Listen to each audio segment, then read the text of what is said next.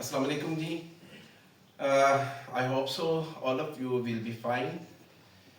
असल में आज जो सी मैं ये वीडियो बनवा रहा हूँ, ये बिल्कुल एंड तक आप लोगों ने मेरे इस लेक्चर को सुनना है, राइट। और लिखने की हद तक बात है कि इंशाल्लाह आपको फ़ायदा होगा। कम्युनिकेशन स्किल के हवाले से हमारे पास ना, जब हम बोलते हैं, बात करते हैं, तो वो फ्लो नहीं बन पाता। कुछ वर्ड्स ऐसे होते हैं कि जिनको हम बीच में से थोड़ा सा गैप रखकर बोल देते हैं, इकट्ठा बोला ही नहीं जाता। मैं आपको इसकी एक एग्जांपल दे देता हूँ, ठीक है। अगर मैं अपने वो पीछे बैठे हुए स्टूडेंट हैं उनको बोलूँ कि यार ये एक वर्ड मैंने लिखा हुआ है, एक्स्ट्रा ऑर्डिनरी, इसको आप जरा रीड करें। नहीं, आप करें ना दोबारा। एक्स्ट्राऑर्डिनरी। हाँ जी, देखें, एक्स्ट्रा ऑर्डिनरी। तो आप जब बोलते हैं एक्स्ट्रा और फिर आप बोलते हैं ऑर्डिनरी, तो एक्स्ट्रा और ऑर्डिनरी इसके बीच में आपको एक गैप सा मिलता है। इकट्ठा एक फ्लो में फ्लुएंसी नहीं बन पाती, ठीक है। ये फ्लुएंसी ना बनने के पीछे भी एक बहुत बड़ी लॉजिक है। आप लोगों को सबसे पहले मैं आप लोगों की अटेंशन उस लॉजिक की तरफ ड्रॉ करवाना चाह रहा हूं कि वो असल में है क्या। देखें, हमारे पास नॉर्मली परेड में, जब हमारे यहाँ आर्मी परेड होती है, तो उसमें दो क्वेश्चंस होते हैं। एक होता है अटेंशन, जू कर खड़े हो जाते हैं। एक और क्वेश्चन है, हाँ जी, वो जब क्वेश्चन बोलते हैं तो वो आराम से थोड़ा सा यूं करके खड़े हो जाते हैं। वो दूसरा क्वेश्चन क्या है, बोलेंगे आप जरा? Stand at ease. हाँ जी, वो क्वेश्चन है हमारे पास, stand at ease, sorry, stand at ease. लेकिन इसको वो बोलते क्या हैं? Stand at ease. अक्सर बच्चों को नहीं पता होता कि ये वो बोलते क्या हैं। असल में वो तीन वर्ड्स हैं, उन तीनों वर्ड्स को वो एक बनाकर बोल रहे हैं, राइट। वो क्या है तीन वर्ड्स? Stand at ease. अब चलें लॉजिक पर बात करते हैं। रूल है, राइट। इंग्लिश में वैसे भी याद रखिएगा 90% रूल्स और 10% एक्सेप्शंस चलती हैं। हर जगह रूल जनरलाइज नहीं होता 100%, लैंग्वेज है। पहला वर्ड हमारे पास आ गया स्टैंड। स्टैंड से अगला वर्ड जो सा है वो है एट। वो वर्ड शुरू किससे हो रहा है? ए से। और ये हमारे पास है वाउल, वाउल साउंड है हमारे पास, ठीक है। तो जब नेक्स्ट वर्ड आपका वाउल साउंड से स्टार्ट होगा तो वो प्रीवियस कॉन्सोनेंट के साथ ज्वाइन होकर बोला जाएगा। कैसे? बस स्टैंड है तो आप इसको कर देंगे स्टैंड। इस ड के साथ, इस प्रीवियस कॉन्सोनेंट के साथ इस वाउल की साउंड को मिला देंगे, राइट, मर्ज कर देंगे, तो ये बन जाएगा स्टैंड, ठीक है। अच्छा, इसी तरीके से आप देखें कि उस एट से आगे फिर एक और वर्ड आ रहा है और वो वर्ड है ईज। ईज आप देखिए फिर वाउल साउंड है, उससे आगे अगर वाउल साउंड आ रही है तो प्रीवियस कॉन्सोनेंट के साथ वो ज्वाइन हो जाएगा, तो ये बन जाएगा ईज नहीं, ये बनेगा टीज, प्रीवियस टी के साथ मिलकर टीज। तो हमारे पास वर्ड क्या बन रहा है? स्टैंडर्डीज, स्टैंडर्डीज। तीनों वर्ड्स को वो एक बनाकर बोलेंगे, ठीक है। फ्लो बन जाएगा, फ्लुएंसी आ जाएगी। इसी तरीके से आप देखें ऊपर वर्ड है एक्स्ट्रा ऑर्डिनरी, राइट।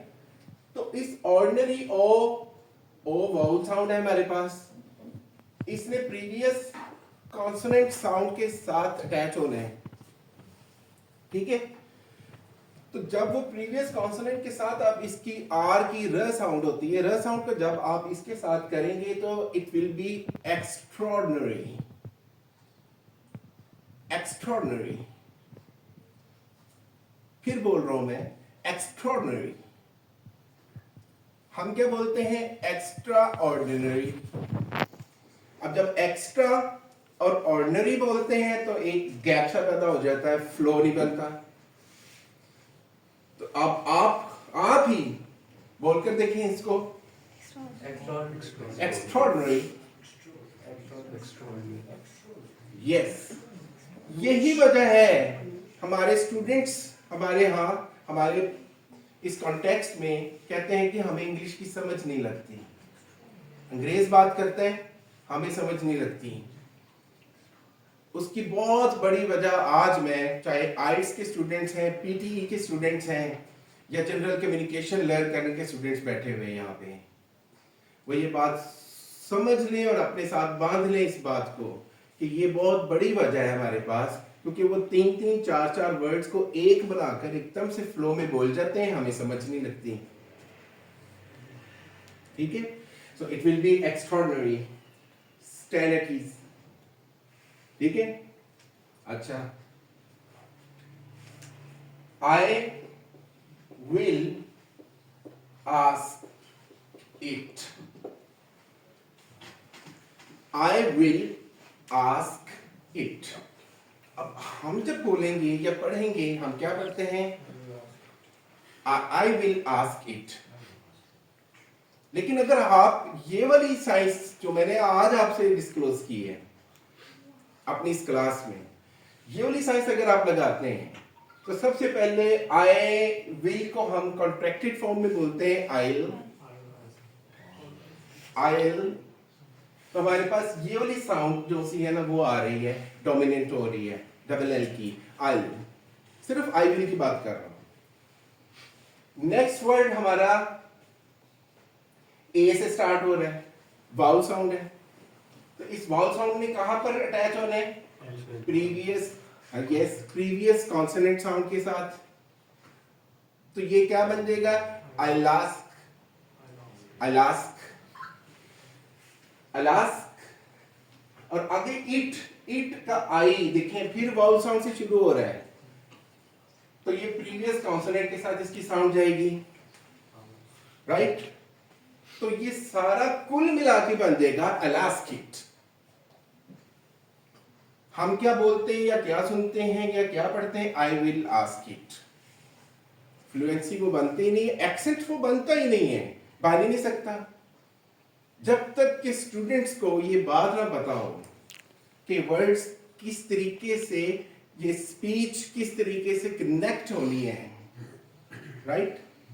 तो जब इन बातों का पता चल जाएगा, ये तो आज मैंने आपसे एक बात शेयर की है क्लास की परफॉर्मेंस देखते हुए, तो ऐसे ही इंशाल्लाह ताला मैं बहुत सारी और बातें और बहुत सारी वीडियोस में इस तरह की इंशाल्लाह ताला बनाऊंगा जिसमें स्टूडेंट्स का फायदा और उनको समझ लगे एक्चुअल बात क्या है। तो इट विल बी अलास्क it, it will be extraordinary, stand at ease, एक एक तीनों वर्ड्स एक बना के अलास्क इट, पूरा सेंटेंस एक ही वर्ड में अलास्क इट। और उसके पीछे जो रूल अप्लाई हो रहा है, जो साइंस है, वो भी मैंने आप लोगों से डिस्क्लोज की है। सिर्फ यही नहीं कहा कि आई विल आस्क इट को आपने अलास्क इट बोलना है।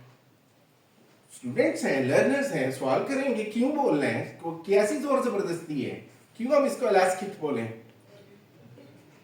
तो मैंने इसलिए रूल डिफाइन किया कि आप लोगों ने नेक्स्ट वर्ड अगर आपका वाउल्स से स्टार्ट हो रहा है तो वो प्रीवियस कॉन्सोनेंट के साथ अटैच होकर एक वर्ड बन जाएगा बोलने में, ठीक है ना? लिखने में ये सेपरेट एंटिटी होती है। फाइन, आई होप सो कि आप लोगों को मेरी बात की आज समझ लगी होगी, राइट? इसको फिर हम करेंगे और इस पर प्रैक्टिस भी करेंगे, ठीक है, ताकि फ्लुएंसी पैदा हो। Thank you very much.